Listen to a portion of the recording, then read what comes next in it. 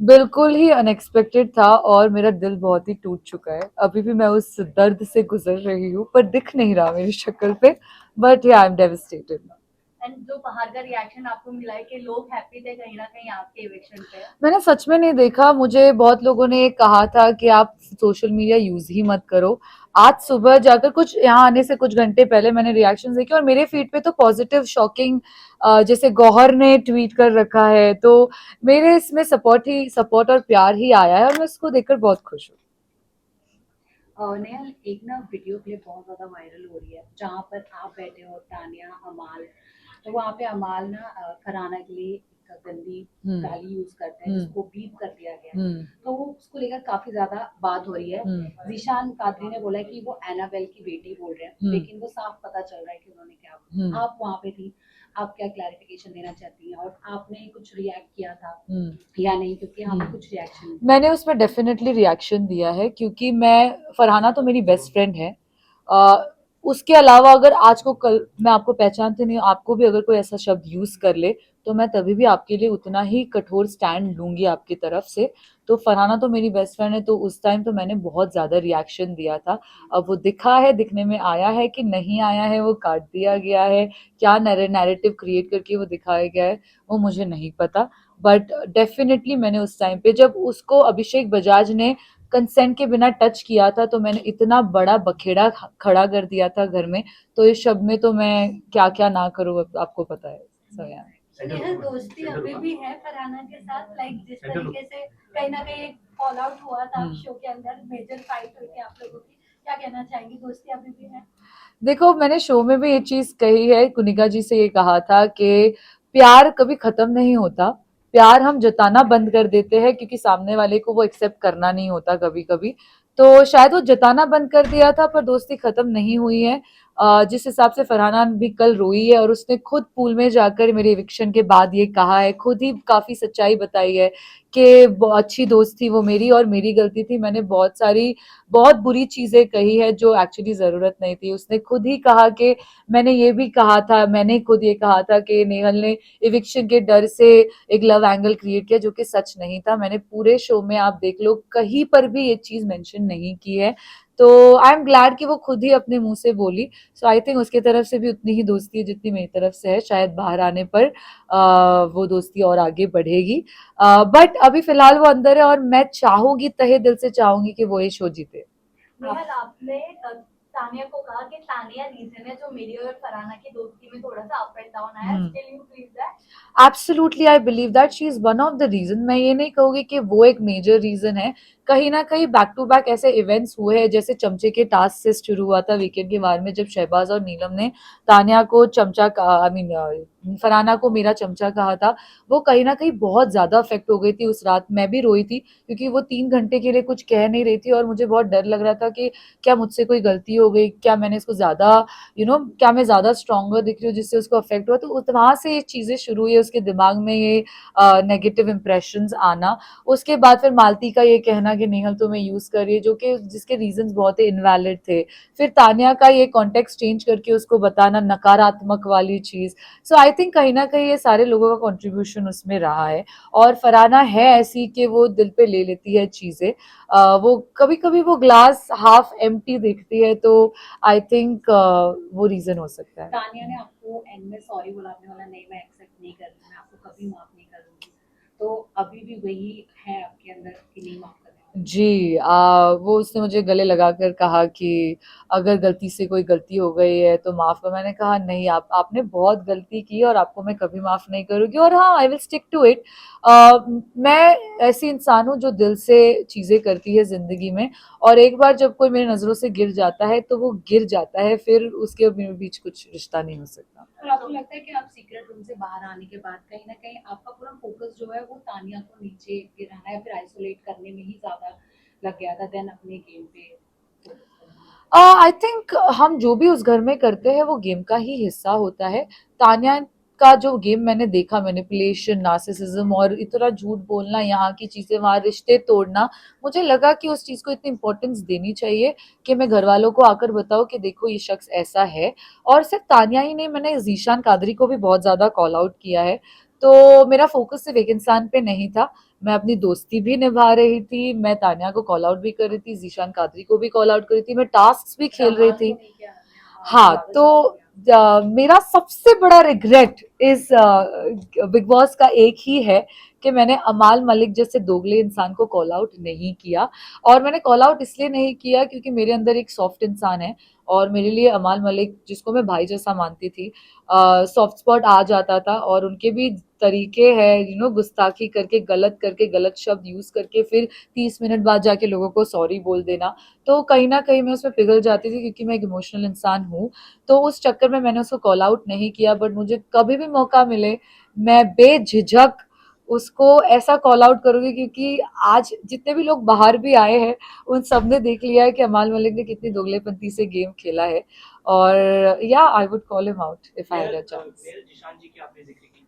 जिशान जी से हमने बात की थी तो उन्होंने आपके और बशीर के बारे में यही कहा था कि घर में एक नॉर्मल दोस्त जैसे थे, बट मैं बाहर आया तो उन लोगों का ये लव एंगल देख के मुझे थोड़ा फेक लग रहा है। ऑडियंस ने भी कहा कि फुटेज के लिए, स्क्रीन टाइम के लिए आप और बशीर एक झूठा लव एंगल बना रहे हैं।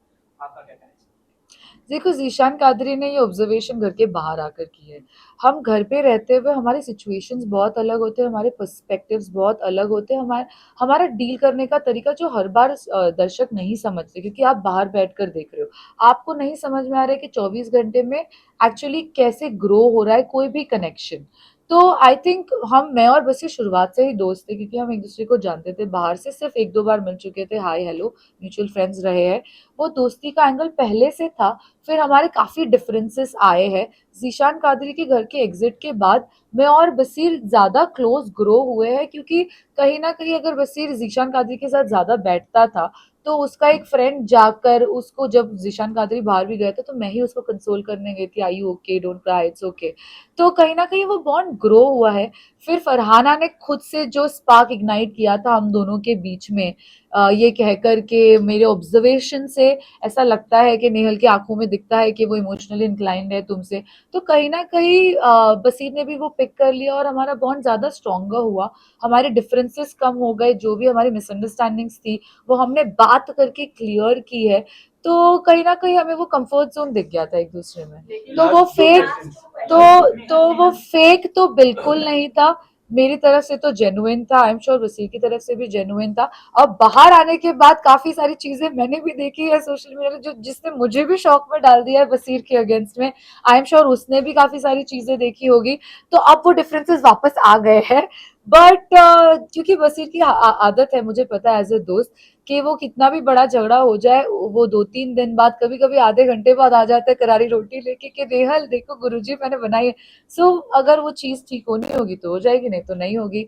अब बाहर की दुनिया बहुत ज्यादा वास्ट है, वहां से 16 लोग थे, आज बहुत काम है, बैक टू बैक काम है, लोग है। तो होनी होगी तो हो जाएगी, नहीं तो नहीं। लेकिन फरहाना ने खुद ग्रुप में बात करते हुए ये कहा है कि उन्हें भी लगता है कि जो आपकी लव स्टोरी थी घर के अंदर वो फेक थी, हाँ। स्क्रीन टाइम के लिए हाँ। बनाई गई थी। तो यू थिंक हाँ। फरहाना कहीं ना कहीं इनसिक्योर थी आपके और बशीर के क्लोज आने से, बिकॉज फरहाना के साथ पहले कहीं ना कहीं बशीर का नाम जोड़ा जा रहा था। What do you think?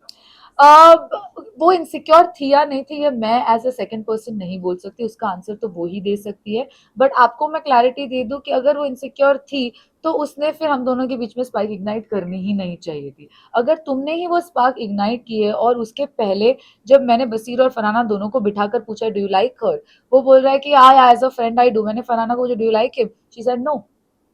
तो इनसिक्योरिटी की तो बात यहाँ पर आ भी रही है तो कैसे आ रही है मुझे ये समझ नहीं आ रहा, क्योंकि एक वक्त आप कह रहे हो कि you have no feelings for him, दूसरे मोमेंट पे आप मेरे और उसके बीच में स्पार्क इग्नाइट कर रहे हो अपने ऑब्जर्वेशन के बेसिस पे। फिर जब मैं और बसीर फ्रेंडशिप बॉन्ड ग्रो कर रहे हैं, उस पर आप क्वेश्चन भी कर रहे हो उसको फेक एंगल बुला के।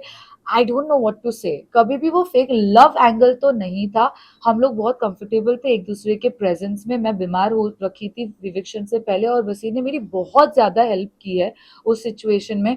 सो I think it was a very comfortable zone for both of us, and हम वो हैप्पीली जी रहे थे। और अगेन, इससे उसकी दोस्ती पे सवाल उठता है। अगर इसने 4 लोगों के सामने ये चीज कही है कि मुझे ये फेक लग रहा है, आप ही क्रिएट कर रहे हो और फिर आप ही ये 4 लोगों जाकर बोल रहे हो, तो ये सवाल मेरा आपसे और दर्शकों से है कि तो फिर दोस्ती का हाथ किसकी तरफ से ज्यादा था, नेहल की तरफ से या फरहाना की तरफ से?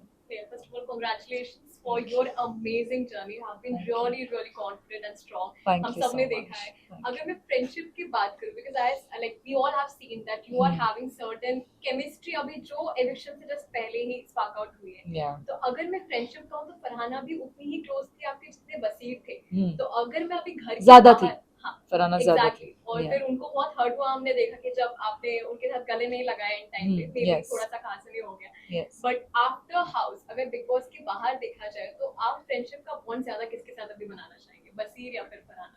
देखो ये बहुत सिचुएशनल है, ये डिपेंड करता है कि कौन कितना विलिंग है उस चीज़ को. मैं ऐसी इंसान हूँ जो हर रिश्ते को फिक्स करने की कोशिश करती है. मैंने घर में भी ये बहुत बार बसीर को ही बोला है कि बसीर और फरहाना को भी, कि फरहाना मुझे ऐसा लगता है कि टूटी हुई चीज़ जुड़ी जा सकती है अगर आपकी चाह हो तो मेरी ओर से तो चाह है, क्योंकि मैं वैसी इंसान हूँ, मैं दिल देने और लेने वाली इंसान हूँ. तो मेरे अंदर वो चाह है. अब किसके साथ ज्यादा स्ट्रॉन्गर बॉन्ड बनता है वो डिपेंड करता है कि उनकी तरफ से चाह कितनी आ रही है. तो आई थिंक वो फरहाना के बाहर आने के बाद ही पता चलेगा. But I am open because I don't believe in holding grudges. ठीक है, thank you, I'm so sorry. Top five, top five. Top 5 मेरे हिसाब से आई थिंक मैं चाहूंगी फरहाना बिग बॉस जीते. फरहाना, मुझे लगता है गौरव खन्ना रहेंगे टॉप 5 में. Third I think Shehbaz entertainment का ये है तो वो टॉप 5 में हो सकते हैं. तानिया, क्योंकि वो जो भी डिल्यूजन क्रिएट कर रही है, जो भी झूठ बोल रही है, वो शो को तो ऐड ऑन कर रही है, तो वो हो सकती है. और फिफ्थ मुझे लगता है कि फिलहाल तो टॉप 4 ही है. या मेन आपने ऐसा क्यों कहा कि फरहाना हो गया भाई, अभी नीचे जाओ, बसीर जाए. गौरव जी टॉप 5 में जाएंगी क्या? ये मेकर्स का कुछ है, स्क्रिप्ट है, आप क्या सोच लिए हैं? यार मेकअप मेकर्स की क्या स्क्रिप्ट है ये तो मैं बोल ही नहीं सकती. मैं अगर काश मैं बोल सकती तो मैं उनसे पूछ भी लेती कि मुझे क्यों इविक्ट किया. पर अब जो भी है, मैं चाहती तो नहीं हूँ कि गौरव खन्ना जीते, क्योंकि आई थिंक उससे बेटर गेम और लोगों का है घर में. बट हो सकता है, वो एक स्मार्ट प्लेयर है, डिप्लोमेसी से खेलते हैं. उनके काफी सारे साइड्स वो बहुत स्मार्टली हाइड करके रखे हैं उन्होंने. बट या anyone, I am happy if he wins. या ठीक है, चलेगा. Thank you.